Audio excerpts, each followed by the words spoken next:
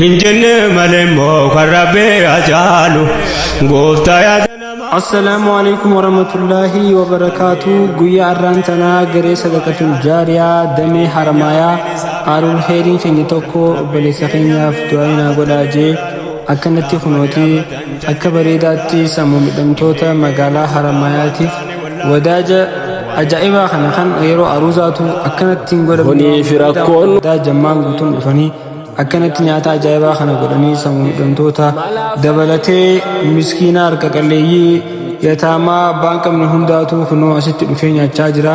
Akkuma beekamu gareen sadaqatul jaariyaa damee haramayaatuun ganama faxara daabboo shaayii godhuudhaan sammuu midhamtoota nyaachisaa jirti.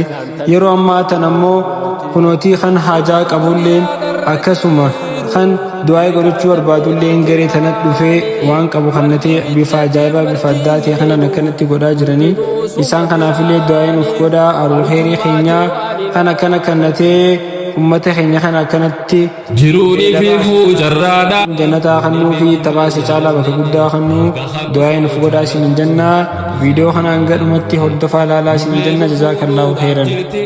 Eenyu kan jaalate kutee jaalala jireenya qaba hundi warri dirqii fuutee dirqiidhaan manaa si baafti funyoo gaaleedha siite duniyaa fakkii jireenya yoomi dhugaadhaan jireenyi fakkii jireenya nu dagee maal falli keenya meeqa awwaallee wal geenya abaluu du'ee dhageenya namoota waliin nyaanne kan beeknu walii dhiyeenya boolla lahdiidhaa fageenya harkuma keenyaan gakkeenya akka waan taraan nu geenye carraaqii dhiifnee tetteenya nun baaftuu qaflaan kana ni garra qabree dhiyeenya kophaadha ni boruu rabbi qunnamuudhaaf.